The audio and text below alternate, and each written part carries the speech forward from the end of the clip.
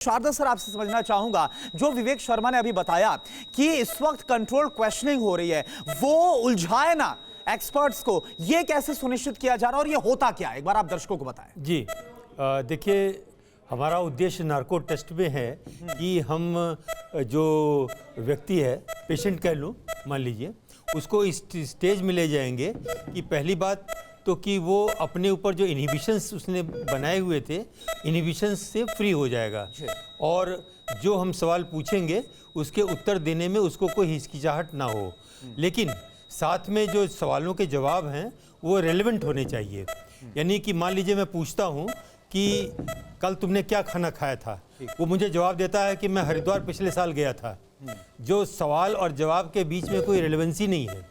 इसी प्रकार कोई और सवाल पूछता हूँ कि तुमने किस हथियार का प्रयोग किया था, वो बोल रहा है मैं कांटा चम्मच से खाना खाता हूँ। तो रिलेवेंसी जो है, ये सिर्फ एक छोटे से बेडरूम से मशरूम की खेती करके महीने का 50,000 कमा रही हैं। मशरूम खेती सीखनी है तो फ्रीडम ऐप को अभी डाउनलोड कीजिए। है वो कंटिन्यूड होनी चाहिए। एक ये इम्पोर्टेंट पॉइंट है और दूसरा ये है कि झूठ मैन्युफैक्चर करने की जो क्षमता है वो खत्म हो जानी चाहिए।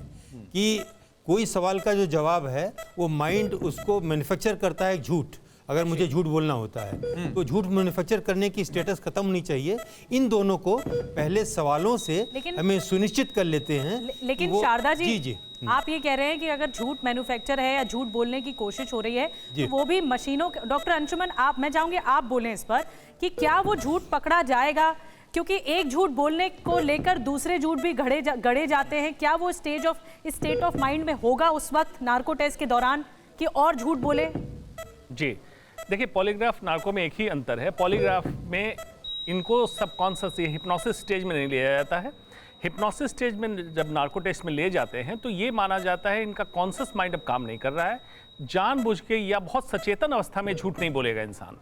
लेकिन कोई अगर हैबिचुअल है, आदतन बहुत सातिर इंसान है, जो झूठ बोलना एक सच बोलने जैसा अपने हैबिट में डाल लिया हो, तो मुश्किल है उसको डिटेक्ट। ठीक है, इस पर मैं पहले डॉक्टर अंशुमन आपसे रिएक्शन लूंगा और उसके बाद जो साइकेट्रिक है हमारे साथ डॉक्टर दीपक।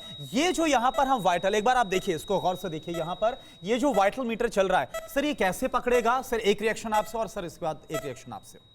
जी, ये जो वाइटल्स आप देख रहे हैं पॉलीग्राफ में ज्यादा यूजफुल है, नार्को टेस्ट में दूसरी तरह से यूजफुल है। सबसे पहले तो जब आप हिप्नोसिस स्टेज में ले आते हैं, थायोपेंटल जब दवा दी गई तो ये पैरामीटर्स सेटल डाउन उस स्टेज में आ जाए, हिप्नोसिस स्टेज में, मतलब बीपी सेटल, पल्स सेटल और मसल रिलैक्स जो क्लिनिकली हम देख लेते हैं। उसके बाद अगर ये इंसान सबकॉन्शियस स्टेज में है, उसको टैप करके हिला के जगा के आप सवाल पूछ रहे हैं, अगर ये नॉर्मल बोल रहा है या एराउजल आ रहा है इसका, तो ये पैरामीटर्स नॉर्मल होंगे, मतलब पल्स अप हो जाएगा, बीपी बढ़ सकता है। ये इंसान के कंट्रोल पे डिपेंड करता है कितना वो अगर फ्लक्चुएशंस आ रहे हैं बीपी में, पल्स में, तब आपको किस सवाल पे आ रहे हैं, किस सवाल पर आ रहे हैं। सर, बतौर मनोचिकित्सक आप कैसे ये पता लगा रहे हैं कि सही बोल रहा है गलत बोल रहा है? देखिए, यहाँ पे हमारी जो रिलायंस ऑन द मॉनिटर वो पार्शियल है, क्योंकि अब जो हम कर रहे हैं ये पॉलीग्राफ टेस्ट नहीं है।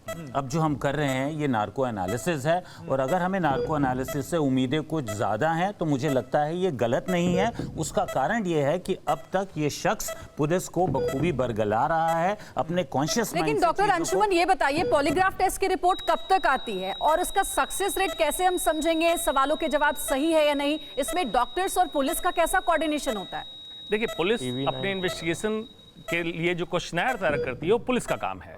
डॉक्टर का काम है उस क्वेश्चनर से जो एराउजल होता है उसके पैरामीटर्स को एबनॉर्मल पॉइंट आउट करना कि इस क्वेश्चन की ऑडियो वीडियो रिकॉर्डिंग भी है आपके पास, डेमोन्स्ट्रेशन में भी है, तो उसको डिटेक्ट करना किस क्वेश्चन पे ये शख्स एराउज हुआ या एबनॉर्मल इसके रिएक्शंस आए, स्किन टेम्परेचर चेंज हुए। ठीक है, इस पर मैं आऊंगा। सर, आपके पास भी हमारे साथ मानस मिश्रा भी फॉरेंसिक एक्सपर्ट। ये सिर्फ एक छोटे से बेडरूम से मशरूम की खेती करके महीने का 50,000 कमा रही हैं। मशरूम खेती सीखनी है तो फ्रीडम ऐप को अभी डाउनलोड कीजिए।